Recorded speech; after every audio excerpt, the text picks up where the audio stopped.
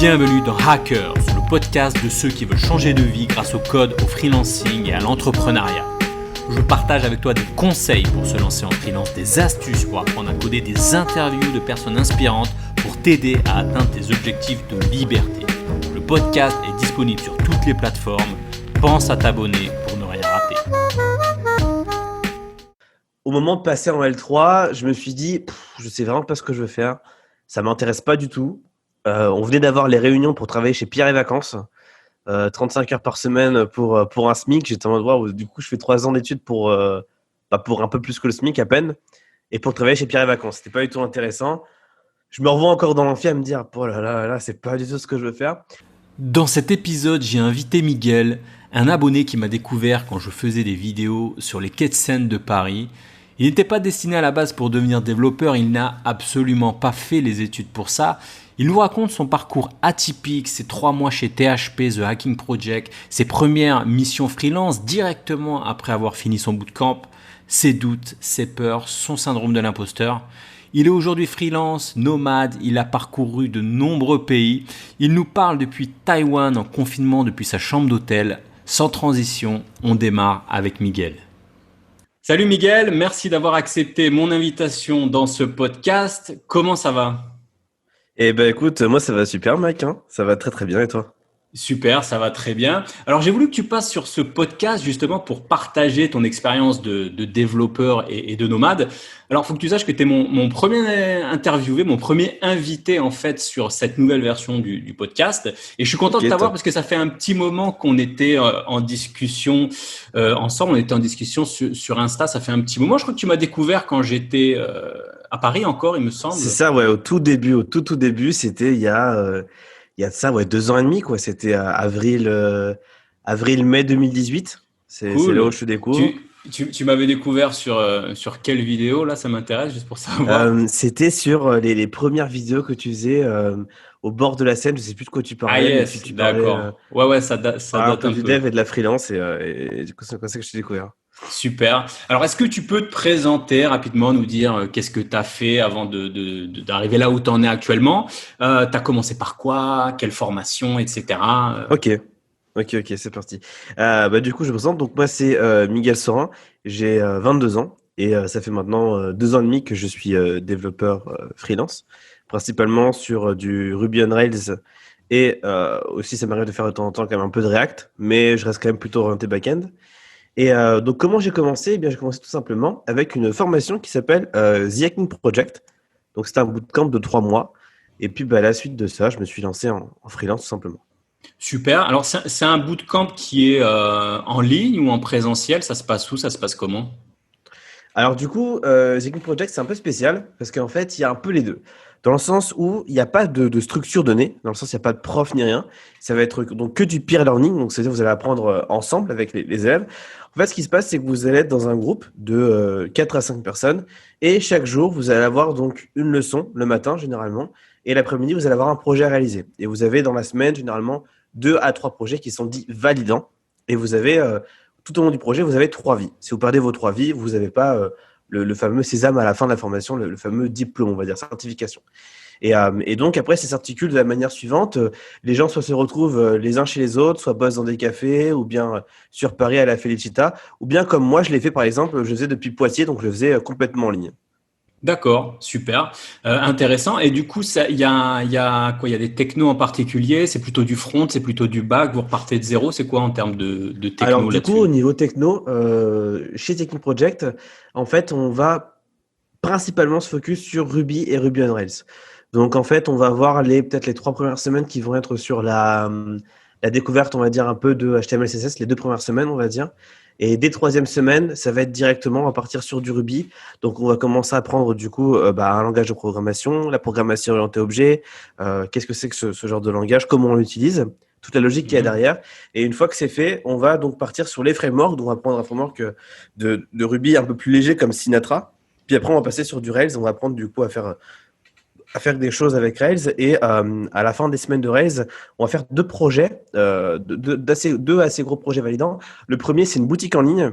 Et le deuxième, c'est une sorte de Airbnb-like. Donc, qui permet un peu de remettre un peu en pratique tout ce qu'on a appris.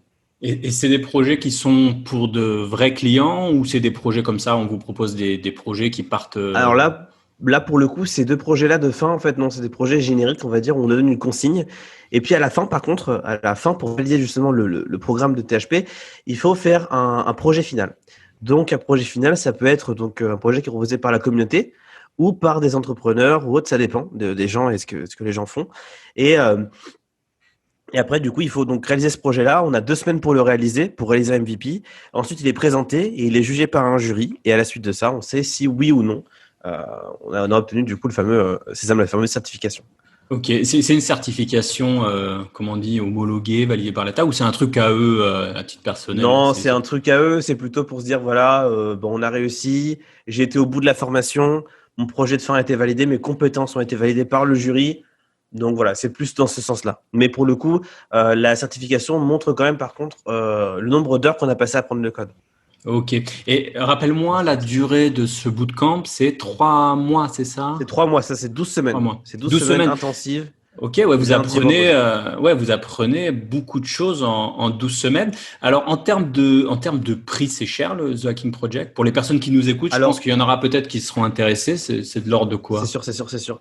Alors, du coup, ce qui se passe, c'est que là, au jour d'aujourd'hui, maintenant, c'est 350 euros pour les 3 mois. Et il me semble que c'est 300 euros après si on commande un peu en avance.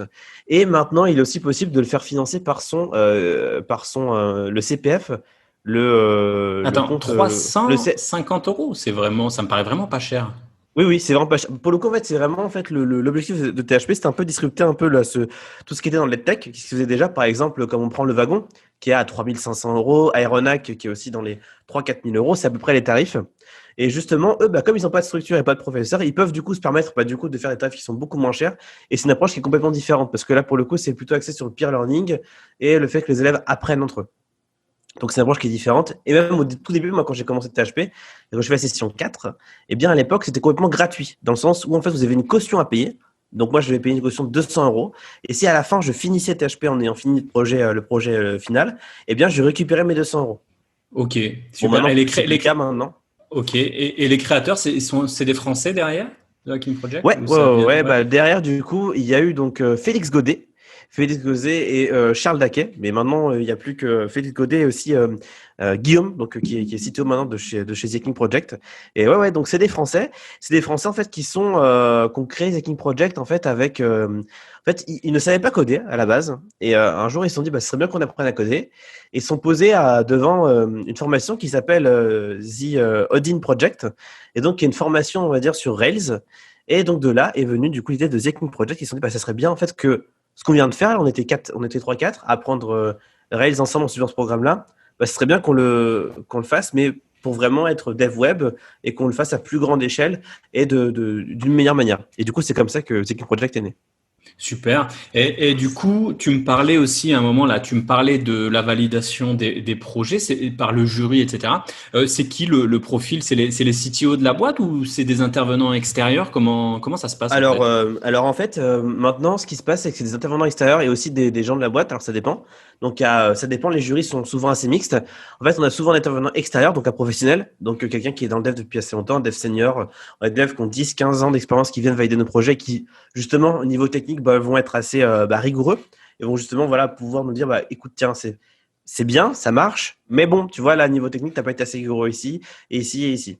Donc donc on a ça et puis on a des profils aussi un peu plus axés, on va dire type commercial et autres qui vont justement bah, des fois quand le projet a une volonté de continuer derrière THP, voilà d'en faire vraiment MVP, d'en faire une startup derrière et ben justement c'est aussi cet aspect-là des fois de gens qui sont un peu plus dans le domaine commercial.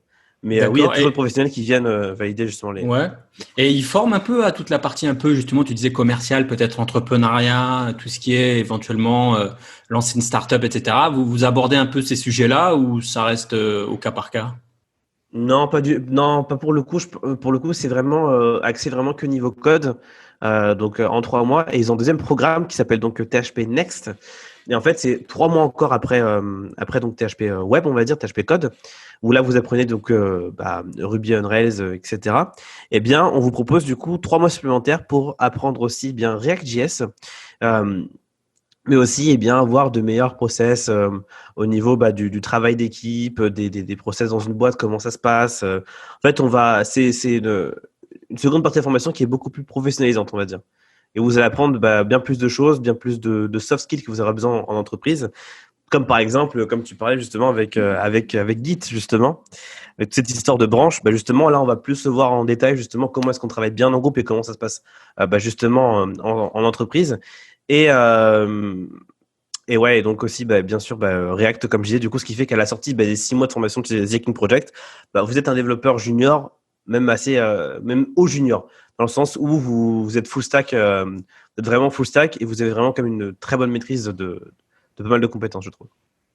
Et en termes de conditions d'acceptation, j'imagine qu'ils obligent pas, enfin, j'en sais rien d'ailleurs, mais je pense pas qu'ils aient cet esprit de dire, voilà, on accepte uniquement les personnes qui ont le bac ou bac plus 2 ou bac.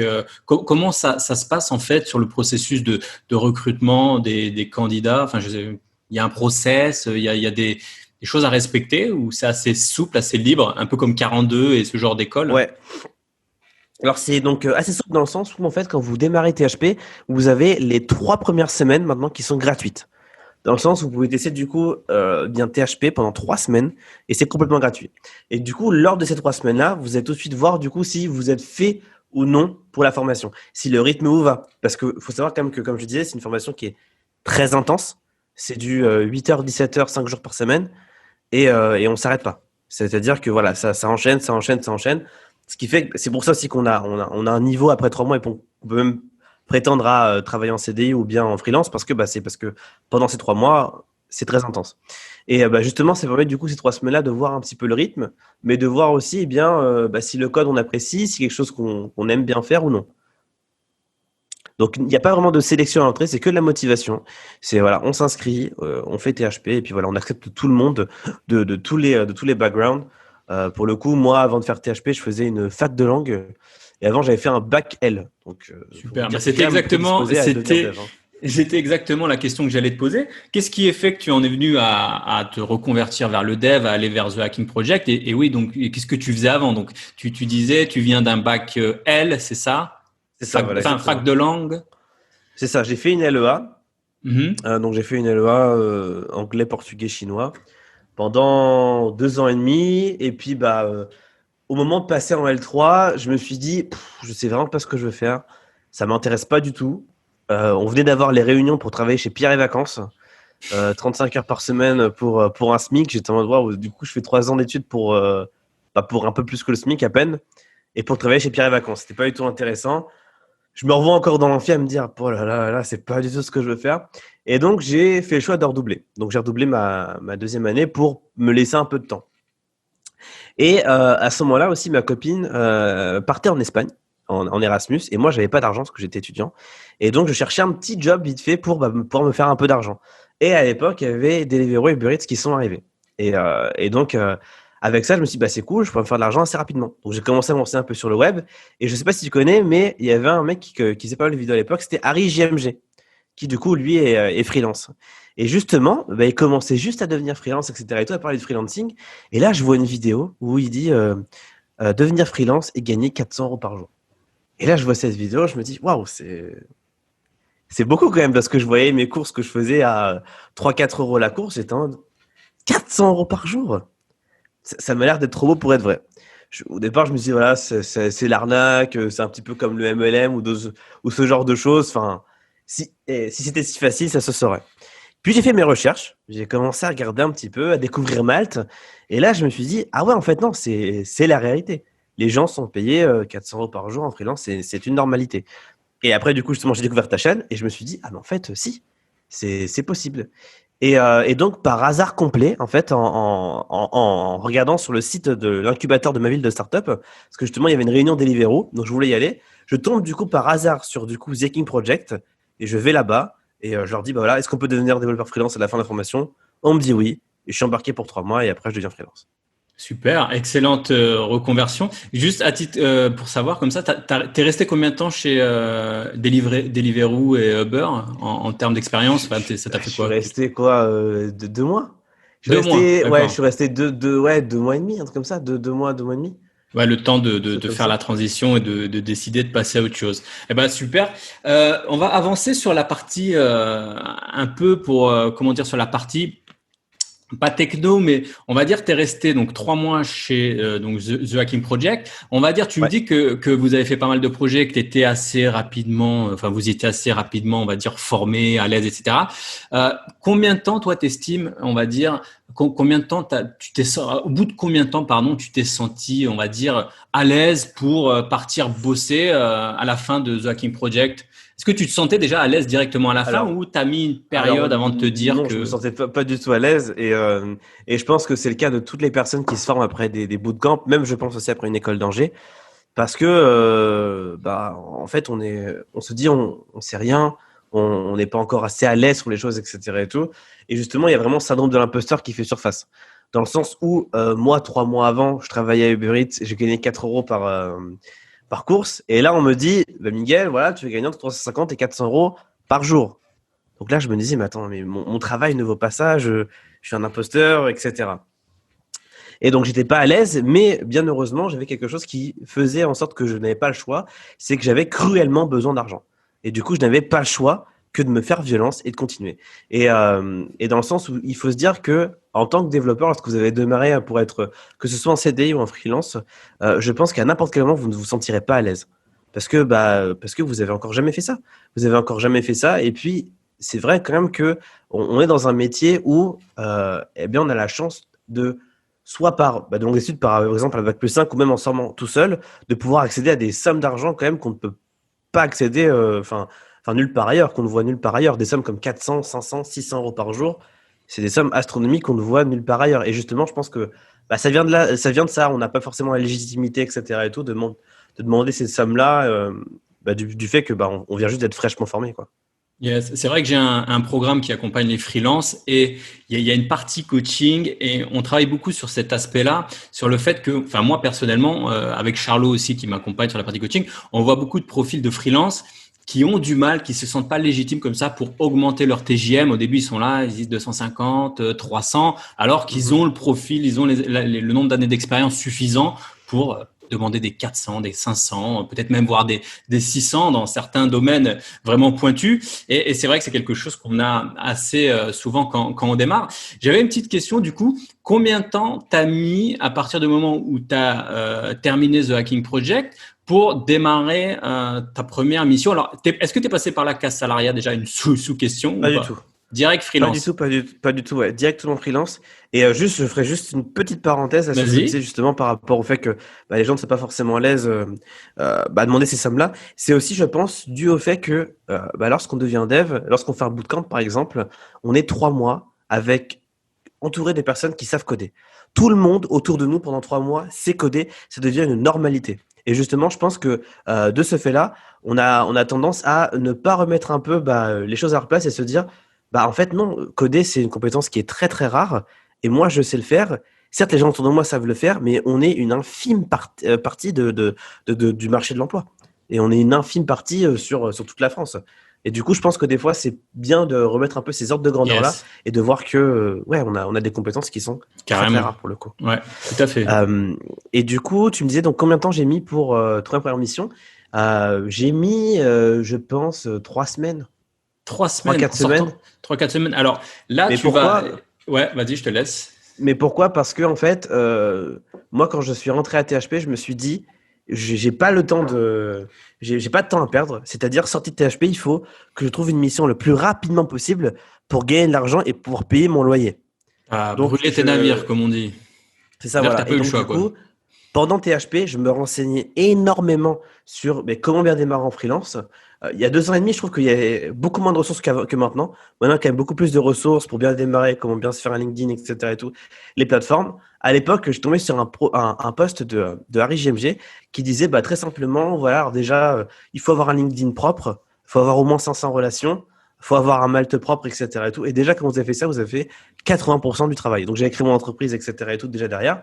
Et donc, ce qui fait que quand je suis arrivé à la fin de THP, j'avais 6 ou 700 relations sur Malte qui étaient que dans le développement web et que dans le Ruby on Rails. Ce qui fait que du coup, bah, j'avais une grosse traction sur mon profil Malte. Ce qui fait que très vite, j'ai eu une mission. Tu veux Ouais, au dire bout sur de ton quoi, profil 2 semaines. LinkedIn plutôt? Ouais, mais du coup, en fait, l'attraction de mon profil LinkedIn réorienté vers mon Malte parce que du coup, je l'avais mis en lien. Ouais.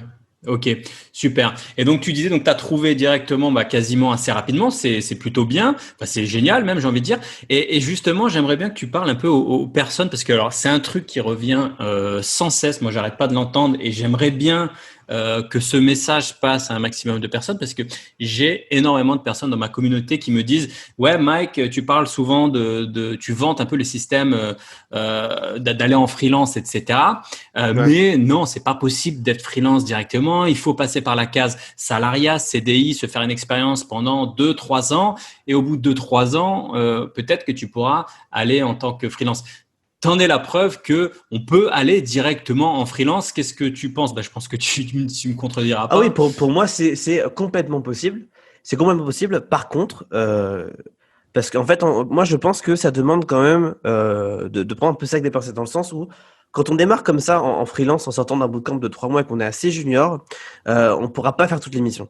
Dans le sens qu'on va vous demander des fois des missions qui sont bien au-dessus de vos compétences. Et en fait, c'est là que réside le piège. Il faut pas accepter justement des missions qui soient beaucoup trop dures pour vous dès le début, parce que là, sinon, vous allez passer un mauvais moment. Parce que vous êtes avec un client qui est d'attente professionnelle, vous démarrez tout juste, vous êtes un peu perdu, vous savez pas encore comment faire, etc. et autres. Donc, c'est pour ça qu'il faut avoir quand même pas mal de clairvoyance, je pense, quand on démarre en freelance comme ça, en étant junior, et avoir aussi un très gros recul sur soi et sur ce qu'on a encore à apprendre. De se dire, voilà, là, je démarre, par contre, j'ai encore ça à apprendre, et du coup, tant que j'ai pas franchi cette marche-là, je pourrais pas accepter tel genre de mission, tel genre de mission. Il Et faut, voilà, y comment aller pas à pas. Enfin, ça t'est déjà arrivé de refuser des missions en te disant non, j'ai pas encore le niveau, c'est des missions que j'accepterai d'ici peut-être un an ou peut-être plus tard. T'en as déjà refusé et on va dire sur quels critères? Je veux dire, tu te basais par exemple, tu te dis, je sais pas, ça a l'air trop gros pour moi ou c'est la Ouais. techno qui n'est pas encore alignée avec mon niveau de compétence, je maîtrise pas ce framework, sur quoi on fait? Par exemple, quand j'ai démarré, en fait, j'avais eu plusieurs offres. J'avais eu à un moment une première offre pour faire une application sur Shopify, et Mhm. puis une deuxième pour monter une boutique Shopify en liquide, et une troisième, j'en avais une, c'était pour créer une API et la mettre en relation avec deux ou trois autres API sur différents serveurs. Moi, je sortais tout juste de THP. J'avais pas encore utilisé d'API, si ce n'est qu'avec des gemmes ou autres. Donc vraiment, je maîtrisais pas du tout le principe de REST, etc. et tout. Enfin, tout ce qui était call, etc. Je ne voyais pas du tout comment ça fonctionnait. Je ne maîtrisais pas. Et par exemple, là, quand j'ai vu cette mission-là, j'ai fait quelques recherches de mon côté et je me suis dit, bon, là, j'ai encore jamais vu ça. Ça me paraît être quand même un sacré morceau. Je vais peut-être plutôt viser un peu moins grand. On va voir un peu des missions peut-être où on me demande moins de choses et où je vois plus facilement comment je vais m'en sortir, plutôt que de partir là-dedans. Et donc, du coup, par exemple, j'ai fait à un moment une petite application sur Shopify. Après, j'ai fait un bot Messenger qui était relié avec un chronomètre. Et voilà. Et puis, peu à peu, voilà, j'ai commencé à step up comme ça. Et oui, Yes. enfin, dans tous les cas, de toute façon, vous allez sentir que par exemple, il y aurait une mission où vous voyez bien que ça vous paraît vraiment beaucoup trop compliqué pour vous.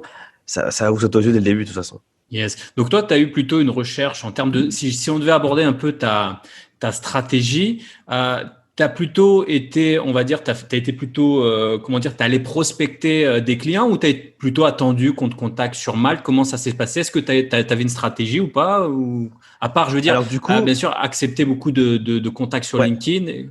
C'est quoi en fait? Alors du coup, moi, ma stratégie principale, ça a été en fait d'avoir vraiment le meilleur des profils sur LinkedIn et sur Malte, de Mhm. vraiment avoir vraiment un profil qui tombe première page directement, parce que en fait, il faut savoir que Malte quand même, je pense que, enfin, au niveau de freelance dev web, c'est peut-être 80% des missions qui passent par Malte. Pour le coup, ça génère une traction de folie. LinkedIn, c'est pareil. Et on a la chance, c'est vrai, en tant que dev, d'être dans un milieu où on n'a pas forcément besoin de rechercher des missions. Enfin, moi, en tout cas, ça fait 2 ans et demi que je suis freelance. Euh, j'ai j'ai peut-être Moi, recherché je dirais quand on a un bon profil, parce que justement, moi, je tombe Oui, sur des oui, oui, personnes oui. qui ont quand même, qui sont justement sur Malte, qui font pas mal d'erreurs de débutants, qui ont un profil qui se retrouve en page, en page 58 et Ah bah oui, qui oui, sont ouais, jamais ouais. contactés. Et je pense que là où tu as Je été suis fort, là où d'accord. tu étais bon, c'est que tu as tout misé dès le départ, et c'est une excellente stratégie, tout miser sur avoir un bon profil. Moi, je vois énormément de profils et ça m'attriste des profils qui sont créés comme ça en même pas 10 minutes. Ouais. Attaque le nom, le machin, il n'y a même pas d'expérience, il n'y a pas de Hmm. détails. C'est totalement d'accord parce que du coup, moi aussi, là, ça fait maintenant à peu près depuis janvier que je fais du mentoring. Donc, Mhm. j'accompagne aussi des devs freelance à se lancer. Et c'est vrai que oui, je te rejoins là-dessus. C'est triste à voir, ces développeurs qui sont brillants. Mais quand il s'agit de faire une belle plateforme, de faire une belle vitrine pour eux, bah, ils sont perdus. Ils sont perdus. Ils font des profils, voilà, comme ça à la volée. Leurs photos sur LinkedIn, par exemple, elle est toute grise, toute bleue. Enfin, ça donne pas envie de cliquer, quoi. Ça donne pas envie d'aller voir. Leurs expériences, elles sont mélangées avec leur reconversion et autres. Et on n'a pas des beaux profils et des bons profils bien clairs. Yes, exactement. Et du coup, tiens, tu me disais que tu fais du mentoring, tu le fais via une plateforme, tu le fais comment à titre personnel, pour des amis, comment Alors, ça se passe? en fait, ce qui s'est passé, c'est que après un an et demi en freelance, on me demandait beaucoup de conseils chez THP, parce que du coup, bah, Mhm. il y a toujours cet aspect communautaire qui reste là. Je reste encore vraiment énormément en lien avec cette école-là. Et beaucoup de gens me demandaient, bah, écoute, Miguel, bah, moi j'aimerais aussi me lancer, comment t'as fait? Et du coup, en voyant ça, je me suis dit, bon, bah, je vais commencer peut-être à essayer d'aider les gens, parce que bah, je vois quand même qu'il y a des choses quand même que je commence à repérer, que j'ai fait, et qui font que ça marche. J'ai fait un e-book, ça n'a pas vraiment marché pour le coup. Ça n'aide pas vraiment les gens parce qu'au final, bah, c'est vrai que comme ça, dans l'accompagnement bah, du coaching, c'est très compliqué de transposer les mots avec la voix, quoi. Enfin, les mots ont une limite. Et donc, j'ai commencé du coup le mentoring après en janvier. Et du coup, tout simplement, je disais aux gens, bah, écoutez, voilà, si tu veux, je te fais du mentoring. Donc, on va se voir, je sais pas, 2 heures par mois. Ça va te coûter 100 euros par mois. Par contre, si tu ne trouves pas de mission ni rien, c'est satisfait ou remboursé. Dans le sens où si tu n'as pas de mission à la fin du mois, tes 100 euros, je te les rends. Et du Cool. coup, c'est comme ça que j'ai commencé. Maintenant, je travaille du coup directement en parallèle avec THP, justement dans la formation Next. Justement, maintenant, ils ont intégré du coup le fait d'avoir bah, cet aspect donc bah, full stack avec framework front-end, etc. Mais aussi coaching professionnel, donc, dont je m'occupe. Super. Et donc, est-ce que tu peux nous parler, je rebondis sur un truc qui n'a rien à voir, mais est-ce que tu pourrais nous parler de ta première mission? Tu me disais, enfin, tes premières missions, elles ont duré combien de temps? Tu nous parlais d'un bot et tu nous parlais d'une application Shopify. Ça a Ouais. duré combien de temps à peu près? Alors, ma toute première mission, elle devait durer 3 4 jours. Euh, D'accord. En termes Juste de première mission, TJM? j'étais à 300 euros par jour. Donc, Ouais. ça devait être du 1200, 1900, on avait convenu. Ok. Et en plus, d'ailleurs, justement, ça me fait écho parce que justement, c'est à ce moment-là que j'avais vu ta vidéo. Enfin, je vais y revenir après. Mais donc je commence les premières missions et la personne se vend directement comme étant dev elle-même et me disant, voilà, écoute, j'ai pas le temps de faire cette application-là, mais écoute, c'est super simple, tu as juste ça et ça à faire. Enfin, t'inquiète pas, voilà, donc c'est 3 jours, basta. Déjà, la personne me dit le temps que je dois passer sur la mission. Et comme je démarrais, et comme j'avais cruellement besoin d'argent, je me suis dit, bon, bah, c'est pas grave, c'est parti, banco. Donc, je me lance dans la mission, et au final, c'était une mission très simple où il fallait en fait juste changer la page checkout de la boutique Shopify. Mais il se trouve que pour pouvoir faire ça, en fait, Shopify a une sécurité, c'est qu'on ne peut pas faire ça si on n'est pas Shopify Plus. Et pour Shopify Plus, il faut avoir fait plus de 1 ou 2 millions d'euros de vente. Et moi, donc, je vois ça quoi, au bout peut-être de 2 3 heures de travail. Et je lui dis, écoute, ça va être possible parce que voilà, tu as mal lu la doc. Et le mec me dit, bah, écoute, non, non, non, j'ai bien lu la doc, je suis sûr que c'est possible. Donc pendant 4 5 jours, je galère, etc. et tout, à bidouiller. Au final, avec une injection de JavaScript, etc. et tout, j'arrive à changer un peu la page de checkout, etc. Et au final, le mec est pas content du résultat et il me paye que la compte. Donc j'étais payé, je crois, 300 ou 200 euros sur les 900 1200 euros, quoi. Donc T'étais super première passé, mission. euh, t'étais passé par Malte? Pas du tout, j'étais passé à côté parce que du coup, moi je m'étais dit, j'ai envie d'avoir de l'argent directement. Et le problème de Malte, c'est que, bah, premièrement, il n'y a pas de versement d'acompte. C'est l'argent est gardé sur Malte. Et deuxièmement, eh ben, il y a des frais aussi sur Malte. Vous avez environ 20% de frais et la personne aussi en face a 10% de frais. Ce qui fait que bon, je m'étais dit, si je peux me mettre ça en plus dans la poche, ce serait pas Mais mal. en contrepartie, ils te garantissent aussi le paiement. Enfin, à mon avis, tu C'est aurais eu ça. plus de chances de pouvoir mettre un peu la pression Ah bah bien derrière sûr, bien au sûr. mec Ça si tu c'est étais sûr et passé sur certain. Malte. C'est sûr. Pour le Yes. coup, Malte, franchement, c'est une excellente plateforme pour ça parce qu'il y a vraiment beaucoup de sécurité. Le staff est super sympa. Les gens sont adorables chez Malte. Et pour le coup, même en termes de visibilité, plus vous faites des missions chez Malte, plus vous en avez. Et je prends par exemple le cas de Ornella. Ornella, depuis le début, on n'en fait que ses missions par Malte. Et toutes ses factures, elles sont passées par Malte. Et maintenant, enfin, elle a énormément de demandes sur Malte, quoi. Enfin, C'est un Alors, truc. Ornella, pour les personnes qui écoutent ce podcast, qui est une personne avec qui je t'avais mis en relation, C'est ça. d'ailleurs que j'avais vu à Bali, qu'ils étaient passés, etc., qui sortent de l'école 42, il me semble, C'est ça. et qui, d'ailleurs, elle, je crois, qui a fait du React.js et qui Ouais, travaille avec Dev beaucoup, Frontend. Dan Fronten, qui travaille beaucoup C'est ça. sur Malte. Ouais. Et d'ailleurs, il lui était arrivé, tiens, j'en profite parce que ça fait partie du même sujet, sans rentrer dans les détails, dans les détails privés, mais ils avaient eu du mal avec un client et voilà, et je crois qu'ils avaient contacté Malte, ils n'étaient pas passés en direct, etc. Et ça avait été un peu compliqué. Moi, j'avais retenu cette histoire en me Ouais, disant, oui, faire ouais. attention quand on ne passe pas, quand on passe pas par Malte, quoi. Bah, c'est vrai que Malte, pour le coup, en tout cas, le premier mois, ça coûte un peu cher parce qu'après, ça passe à 5% de taxes de Malte. Donc oui, le premier mois, c'est vrai que 20%, ça fait un peu mal. Mais au Après, final, vous êtes vraiment gagnant, quoi. Après, tu me diras, tu sais, si tu passes, moi j'ai plutôt été par le circuit assez classique des SS2I sur des missions plutôt Ouais. longues, mais tu me diras, c'est ce qu'ils prennent en règle générale, hein, même si tu es freelance, je Ah oui, dirais, bah oui, ils oui, oui, prennent oui. 20, 15, 20%. Je veux dire, en fait, il faut voir Malte comme une sorte de SS2I Ouais, ouais, en ouais, ça, je version suis d'accord. plateforme, quoi. Amélioré, ouais. Ouais. Et, euh, et donc, à la suite de ça, donc première mission qui était un petit peu un échec, mais bon, j'avais déjà eu 300 euros, je pouvais au moins payer le loyer du mois de juillet, donc j'étais content. Et où Et tu payes un loyer à 300 euros d'ailleurs, parce que ça n'existe plus à en France, Poitiers, ça. À Poitiers, c'était d'accord. À Poitiers, Ok, donc ça allait quoi. ok. Et en mètre carré, c'était 295 euros, Tu donc peux payer voilà. le loyer. C'est Et bien une mission, une journée, et tu payes le c'est loyer. ça, voilà. Donc bon, j'étais tranquille par rapport à ça. Et puis on m'a recontacté pour une autre mission, et au final, j'avais fait un devis je crois que j'avais fait un devis à 3000 ou 4000 euros. Et au final, le mec revient vers moi en me disant, bah écoute, en fait, mon dev m'a lâché, mais si tu veux, tu peux faire une reprise de devis. Et donc, je regarde le devis, il était plus à 3000 ou 4000, mais il était à 1800 euros. Et, euh, et donc, c'était pour environ un mois de travail. Attends, j'ai pas Et compris. moi, 1800 euros. oui, c'est ça. Parce qu'en fait, si tu veux, il était venu me voir peut-être début juillet en me disant, voilà, moi, j'aimerais bien faire ce bot-là, Messenger, etc. Et tout, comment tu me chiffrerais? Et moi, je lui avais dit, bah écoute, 10 jours, 10 jours de travail, et t'allais sur un mois. Elle m'avait dit, bon, bah, ok, pas de souci, je reviens vers toi plus tard. Après, elle m'avait dit, bah, écoute, en fait, mon dev peut me le faire et il me le fait que pour 1800 euros. Donc, moi, j'étais en mode, bon, bah, tant pis, c'est pas grave. J'étais en mode, bon, bah, moi, j'avais ma mission sur le côté, donc je me suis dit, bah, c'est pas grave, écoute, on verra plus tard. Pour plus tard, peut-être avec toi ou avec un autre. Et donc, après, donc, il me contacte en me disant, voilà, mon dev m'a lâché. Est-ce que tu pourrais peut-être reprendre le devis? Et donc, bah, moi, ayant besoin d'argent, j'ai fait, mais bien sûr, 1800 euros pour un mois de travail, il n'y a aucun problème. Et donc, j'ai travaillé du coup ouais, pendant 2 semaines et demie, 2 semaines et demie pour cette mission-là. Et puis au final, après, lui, c'est bien passé, il m'a quand même bien payé.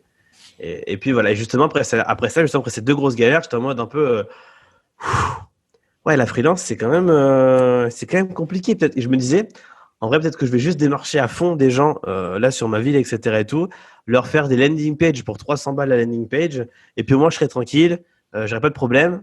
Certes, je progresserai pas en termes de dev, mais au moins je me ferai de l'argent.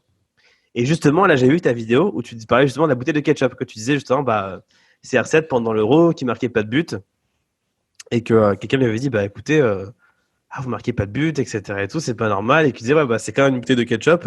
Au départ, vous tapez dedans un coup, deux coups, trois coups, et c'est au coup du quatrième que tout vient. Et c'est ce qui s'est passé pour moi, parce qu'après cette mission-là, j'ai une mission longue qui m'a duré pendant 1 an et demi. Un an et demi, super.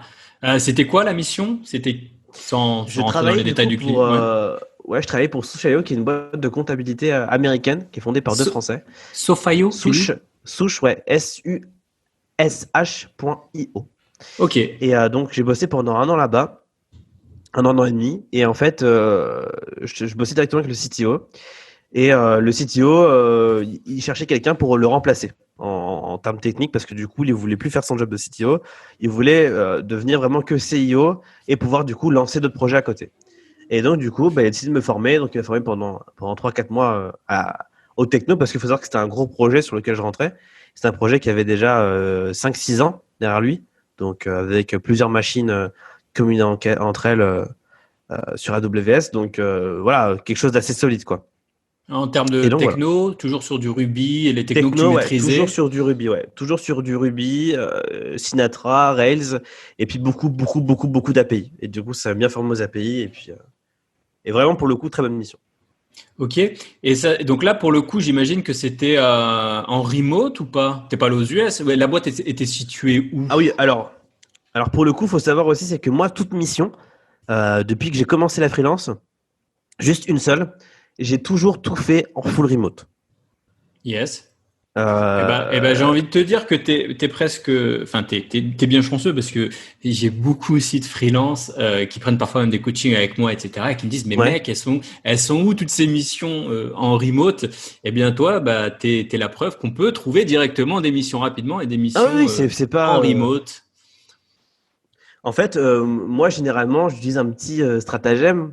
C'est que généralement, les gens sont basés sur Paris. Mhm. Et donc, moi, je dis en fait que j'ai deux résidences, que je suis à la fois sur Paris et sur Poitiers, et que du coup, en ce moment, je suis sur Poitiers. Mais que par contre, à l'avenir, s'ils veulent, je peux bien me déplacer, etc. Et tout, ça me dérange pas de t'entendre me déplacer. Et généralement, ça passe toujours, et au bout d'un moment, ils disent, oh non, bah, te déplace pas. Enfin, c'est rare qu'on m'ait demandé de me déplacer. À part pour une mission, justement, que j'avais trouvée, justement, qui était, elle, sur Poitiers. Donc là, je me suis déplacé une journée pour bosser avec eux une journée, juste pour qu'on se voit. Et sinon voilà. Sinon, ouais, c'est que du full remote pour le coup. Si, par exemple, Excellente, ouais. Sochaux, par exemple, si par exemple, eux, je me suis déplacé quelques fois pour justement des fois qu'on avait là, quand par exemple on passait sur un nouveau sprint, quand on entame un nouveau sprint, bon bah là que c'est un gros sprint, et ben écoute Miguel, tiens, si ça te dirait pas de venir 2 3 jours sur X, comme ça on en parle bien tous ensemble, etc. et tout. Même pour le team building, c'était assez sympa parce que du coup j'étais en mission longue. Il faut savoir qu'en mission longue, c'est pas la même chose que vous êtes dans une mission courte. C'est que c'est comme si en fait vous étiez en CDI, en CDD dans la boîte en fait. Juste Exactement. vous avez votre liberté de freelance et l'argent qui va avec, mais vous êtes entièrement libre et vous êtes ouais, comme, vous faites partie de la boîte quoi. Et du coup pour le coup, quand je me déplaçais à Aix-en-Provence, c'était toujours défrayé. Enfin, je vais jamais payé pour aller en Aix-en-Provence quoi. Ah, cool. Donc, ça veut dire même en tant que freelance, il te payait le transport, c'est ça, et le repas, etc. C'est ça que tu veux dire? Bah oui, oui, parce que bah, de toute façon, dans D'accord. tous les cas, enfin, s'ils veulent que je me déplace, tu vois ce que je veux dire? Enfin, le Attends, parce que contrat c'est était pas, sur un contrat remote. mais ouais, mais c'est pas, en fait, c'est pas, comment dire, c'est pas systématique. T'as beaucoup de boîtes, en fait, Ouais.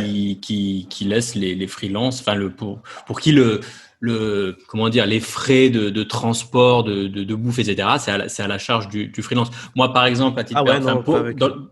bah, tant mieux, je veux dire, c'est cool. T'as vraiment eu du Ouais, bol, toi, comme gars, c'est pas ouais, possible. ouais, ouais, Non, ouais. parce que par exemple, pour le coup de mon frère, il utilisait un peu la même stratégie que toi. Ouais. Il était, en fait, il se mettait comme étant sur Paris, mais ça le faisait chier un peu d'être sur Paris. Donc, il était plutôt dans Ah, le sud de la logique. France et il faisait un peu comme toi. Et de temps en temps, donc, il devait aller pour les sprints, démarrage de sprints, etc., sur Paris.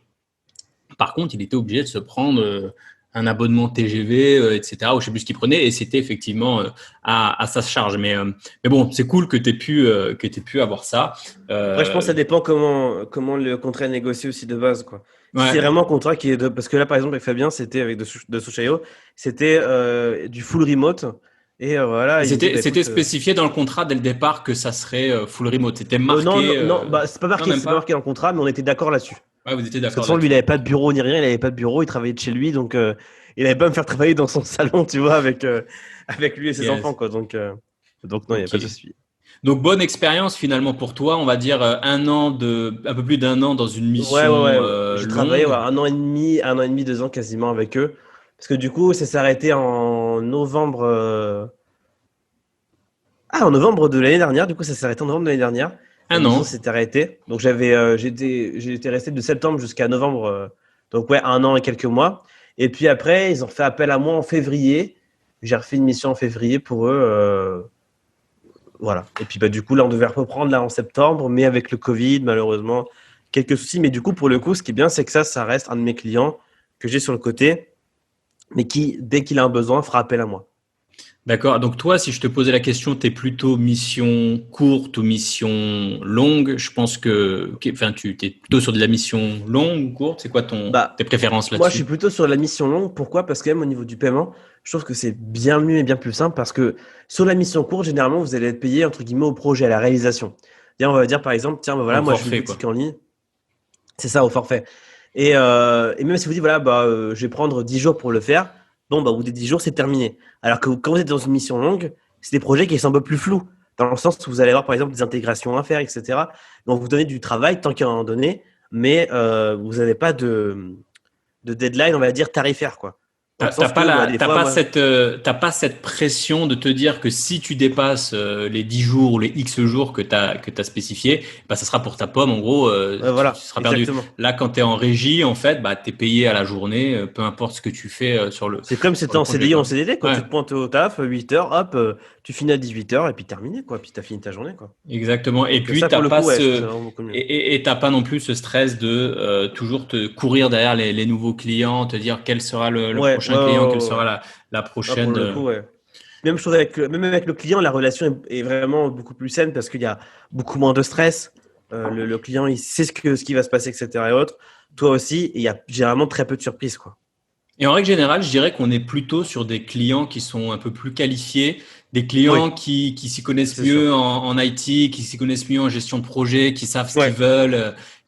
Tandis que quand tu es sur les petites missions au forfait, parfois on tombe c'est sur des ça, ouais. clients qui savent pas trop ce qu'ils veulent, qui comprennent pas tous Bah, les tu peux enjeux, tomber sur du etc. particulier, par exemple, tu peux Voilà, tomber ouais. sur Alexandre qui veut ouvrir sa boîte de, je sais pas, de téléviseurs connectés et qui veut que tu fasses un MVP. Mais Ouais. voilà, au final, il y a un budget, mais il y a un peu ric-rac, il sait pas trop, etc. et Hmm. tout. Et tu Alors lui que le parles mec, de tests unitaires et il comprend bah pas, il dit mais voilà, pourquoi je paierais pour ça? Je vois pas c'est l'intérêt, ça, etc. Exactement. exactement. Alors que le mec a un projet qui a 5-6 ans, 6 années derrière et qui a des devs qui le développent depuis 5-6 ans, bah il sait comment ça se passe, quoi. Il sait comment ça se passe, il a le budget pour, quoi. Donc, ouais, pour le coup, c'est beaucoup plus relaxant et non, pour le coup, vraiment, les missions longues comme ça, c'est vraiment le must, quoi. Top. Et donc, du coup, tu étais en remote. Donc, ça, c'est bien. Est-ce que tu as eu envie de voyager ou pas? Tu es resté en Bah, France. Qu'est-ce que tu as fait avec cette liberté que t'offre d'être freelance? Qu'est-ce que tu as alors, du fait? coup, moi, je suis parti assez vite, dans le sens où donc, j'ai terminé THP en juin 2018 et en novembre 2018, je partais au Japon pendant 3 mois. D'accord. Ah oui, Donc, t'es parti assez rapidement, quoi. j'avais eu quelques missions, etc. et tout. Et puis, et du coup, je me suis dit, bah, vas-y, c'est parti, let's go. J'avais l'opportunité de partir. Je me suis dit, bon, bah, c'est parti. Du coup, je suis parti au Japon pendant 3 mois. Je suis revenu en février. Et puis, à l'époque, j'étais encore à la fac, du coup, parce que je m'étais dit, bah, est-ce que je continue ou pas à la fac? Au final, j'ai très vite arrêté parce que, bon, clairement, comparé au poste à Pierre et Vacances à 1000 balles par mois, bon, il n'y a pas photo, quoi. Et donc, après, je suis reparti en mai, du coup, 2009, je suis parti en Thaïlande. Après, je suis revenu, changé d'appartement, j'ai pris un appartement plus grand à Poitiers. Et puis au final, ça m'a un peu saoulé. Et puis ma copine partait, elle, en Erasmus à Budapest. Du coup, je l'ai suivie. Donc en janvier, en juin de cette année, du coup en janvier 2020. Du coup, je suis resté là-bas 3-4 mois. Il y a eu le Covid. Et normalement, je comptais après partir en Corée du Sud et au Japon et en Thaïlande. Sauf qu'il y a eu le Covid. Donc du coup, j'ai dû attendre. Et au final, du coup, là maintenant, je suis à Taïwan. Je suis à Taïwan maintenant, là, depuis un peu plus de 10 jours. Et je vais y rester pendant je sais pas. Maintenant, en tout cas, là, j'ai vraiment, je suis vraiment parti de la France là pour le coup. Là maintenant, Taïwan, t'es où? À Taipei? C'est la c'est capitale, ça, ouais. Taipei? C'est ça, à Taipei, D'accord. ouais, exactement. Ok, je connais un gars qui est sur le Discord là, qui parle souvent. J'ai plus son nom en tête, qui est aussi de Taïwan. Ah, Cool. cool. Donc t'as fait pas mal de pays. Est-ce que t'as des choses à nous partager sur, je sais pas, ton expérience pour. Alors du coup, t'as peut-être pas dû chercher de mission quand t'étais par exemple en Thaïlande. J'imagine que t'avais déjà ton client, donc ça devait être Ouais. un peu plus simple. Du coup, t'as continué à travailler. Alors est-ce que déjà ton client était au courant? Est-ce que t'as pas eu des problèmes au niveau du décalage horaire, etc. Comment ça s'est passé? Est-ce que tu peux nous partager un peu Alors, ton expérience là-dessus? ouais, alors du coup, ouais, mon client est au courant. Lui, ça le dérangeait pas parce qu'en plus de ça, lui, il travaille de la France, mais son associé travaillait depuis les États-Unis. Donc du coup, il y a toujours 7 heures de décalage, donc ça le dérangeait pas plus que ça. Tant qu'on arrivait à se caler au moins 4-5 heures dans la journée Je ensemble, crois que quoi. c'est un peu galère la Thaïlande et les États-Unis, non, en termes de décalage. C'est comme un peu Bali, Ouais, États-Unis, mais c'est ça va le. parce que du coup, on travaillait pas ensemble. Parce que du coup, Ah d'accord, vous lui, êtes pas. lui, s'occupait plutôt de la partie de ce qui était marketing, Thomas. Et Fabien, lui et moi, on travaillait ensemble. Et du coup, on avait que 7 heures de décalage. Ça va. Donc ça allait pour le coup. Mais ouais, non, c'est un agenda un petit peu, voilà, à, à bien organiser pour le coup. Donc généralement, ce qu'on faisait, c'est que lui, du coup, on travaillait de 15 heures jusqu'à. Enfin, moi, en tout cas, de l'heure au Japon, de 15 heures environ jusqu'à 21 heures, 22 heures. Et Mhm. puis voilà, du coup, je travaillais là-bas 2 ou 3 jours par semaine. Et puis voilà, c'est de l'organisation, mais ça se fait quoi. Après, par contre, c'est vrai que pour le coup, c'est vraiment une très grosse gymnastique parce qu'il faut jouer avec le décalage horaire et il faut toujours un peu avoir les yeux sur les deux horaires, quoi. Yes, et du coup, tu profitais un peu de tes matinées, et tu bossais l'après-midi et le soir jusqu'à à peu près 21h, c'est ça? Enfin, Ouais, c'est ça, voilà, je profitais bien de la matinée, puis après je bossais. Puis des fois, quand il n'y avait pas besoin qu'on s'appelle forcément, bah du coup, je faisais des journées simples. Je faisais des journées par exemple de 8h à 15h, et après je et sortais, après, etc. Tu vois. Yes, cool. C'était assez Et, agréable. euh, et qu'est-ce qui t'a fait que tu as eu envie de partir voyager? Enfin, tu avais déjà voyagé avant, c'est quelque chose qui t'attirait ou tu t'es dit, tiens, bon, bah, je suis remote, Euh, autant en profiter, quoi. Bah, quand j'étais plus jeune, quand j'avais 16 ans, je suis parti avec un programme pour vivre en Allemagne pendant 3 mois. Où? Et après ça, en Allemagne, En j'avais Allemagne, été ouais. là-bas ouais, pendant 3 mois. Et du coup, ça m'a beaucoup plu. Et de toute façon, moi, c'est quelque chose que j'ai toujours voulu faire, voyager. Mais j'avais un problème, c'est que je n'avais pas l'argent pour le faire. Et je me suis toujours dit Mhm. voilà, que lorsque j'aurai l'argent pour le faire, ben, je voyagerai et je serai libre. Quoi. Parce que c'était vraiment mon objectif aussi en étant freelance, c'était d'être libre financièrement, mais aussi géographiquement. Quoi. Cool. Et du coup, est-ce que tu pourrais envisager de revenir, enfin de revenir, non, tu n'as jamais été peut-être en CDI ou rarement. Est-ce qu'un poste en CDI, c'est quelque chose qui pourrait te plaire? Parce que je sais qu'il y a beaucoup de personnes qui sont en Ouais. CDI qui au bout d'un moment aimeraient partir freelance, mais parfois tu as des freelances aussi qui se disent, bah pourquoi pas me trouver un petit poste en CDI plus tard. Est-ce que c'est quelque chose que tu envisages ou pas? Alors quand ça allait pas trop, entre guillemets, des fois j'ai un petit doute au niveau de la freelance, c'est que voilà, parce que faut pas se leurrer, hein, la vie n'est pas non plus toujours rose. Quand ma mission s'est arrêtée avec Sushayo, c'est 1 an et demi qu'on travaillait ensemble, j'avais fait l'erreur de ne pas continuer à mettre à jour mon LinkedIn, mon Malte, ni même T'as mes baissé la compétences garde. et de continuer à me former. Et du coup, voilà, exactement, j'ai baissé la garde. Je me suis dit, de toute façon, voilà, les vont me prendre encore pour 1 an, je suis tranquille, voilà, on est pépouze. Je suis une techno que je connais. Toutes les features qu'ils me demandaient de les faire, de faire, je les pliais à chaque fois. Donc c'était vraiment très très chill quoi. Et justement, ça a été l'erreur parce que bah, quand tout s'est arrêté, je me suis dit genre ah ok bon ça va, j'avais un petit peu d'économie, mais pas non plus énormément.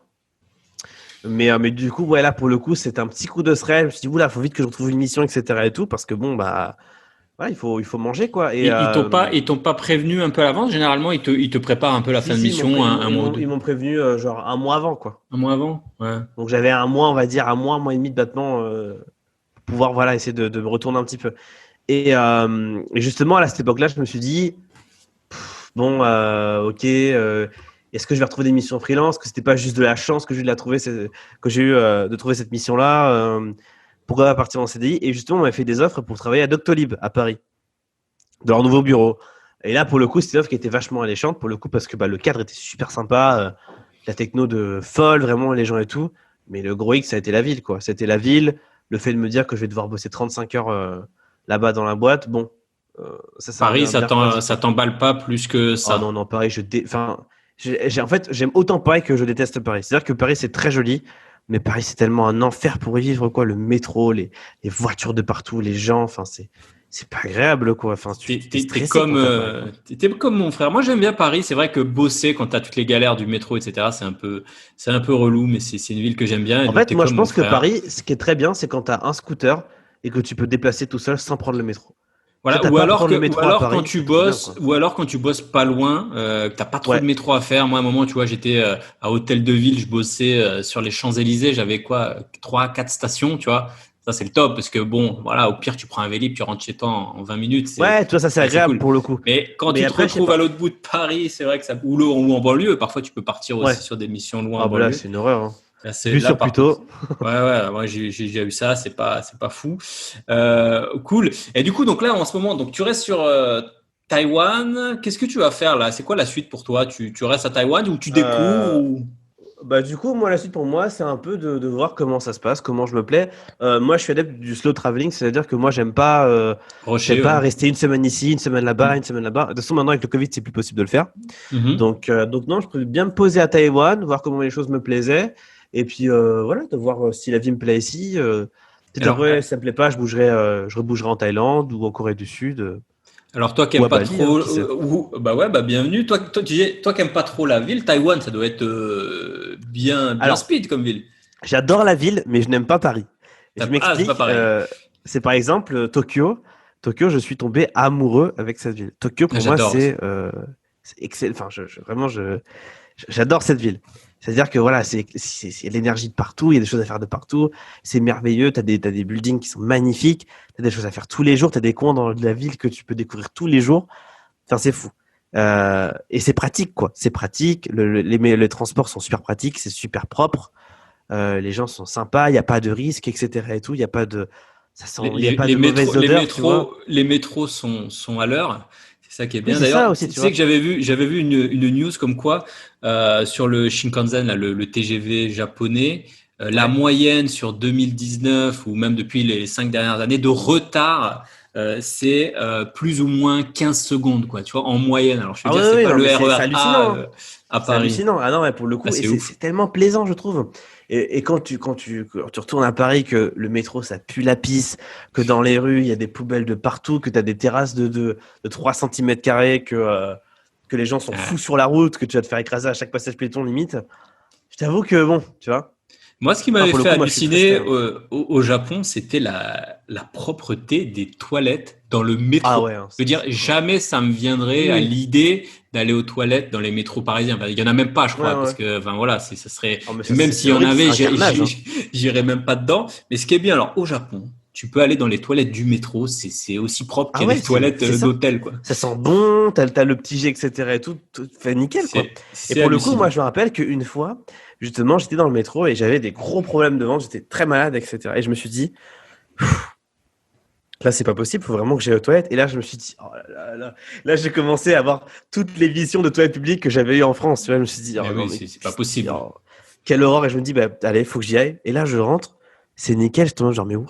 C'est dingue, quoi. Genre, et c'était Ah ouais. fréquenté, pourtant, il y avait des gens qui sortaient des toilettes, etc. Et je me disais, mais waouh, Ah, mais c'est. c'est vrai que le niveau de propreté là-bas, c'est Ah hallucinant. ouais, non, mais c'est Les rues, il n'y a exagéré. pas de... Quoique, on se fait parfois je suis arrivé, moi, le premier jour, je suis arrivé à là où il y a le fameux cross, Shibuya là, Crossing? voilà, Ouais, ici. Et j'avais vu qu'il y avait pas mal de bordel. Ça m'avait un peu surpris, mais en fait, c'était ouais, ouais. spécifique à ce point-là. Mais Oui, après, oui, à oui, oui. part ça, franchement, tout le Bah, reste, c'est parce que tu as c'est toutes les hyper boîtes en nickel. fait qui sont à côté. Toutes les Ouais. boîtes pour étrangers. Le soir, tu as tous les étrangers qui viennent faire la fête ici.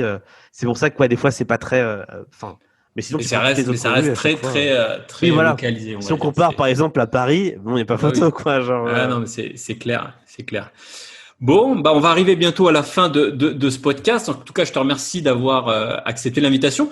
Un petit conseil que tu pourrais donner à des personnes qui suivent ce podcast, je sais qu'il y a pas mal de monde dans mon audience qui était un peu au niveau où tu étais quand tu m'as découvert, peut-être il y a deux ans, ouais. un peu plus de 2 ans. Est-ce que tu aurais un petit conseil à donner à toutes ces personnes qui veulent se lancer en freelance ou qui ont comme ça des doutes? Est-ce que tu aurais quelque chose à leur dire? Moi, c'est un conseil, c'est persévérer. Et le deuxième conseil, c'est de se dire que certes, vous allez voir des développeurs qui sont bien meilleurs que vous. Ça, c'est normal. Pour vous dire, ah bah ouais, mais là, Alex, il est vraiment meilleur que moi sur ça, sur ci, sur ça. Ah, c'est vraiment un meilleur développeur, etc. et autres. Ce qu'il faut se dire, c'est que le talent ne battra jamais quelque chose, c'est le travail. Si vous travaillez pour, si vous vous donnez à fond pour ça, ça va forcément marcher. Moi, clairement, au sein de THP, je vais préciser, mais j'étais loin d'être l'un des meilleurs. Je faisais tous les jours quasiment 8 heures minuit. C'était le max qu'on pouvait faire, c'était le max que je faisais, 8 heures minuit tous les jours.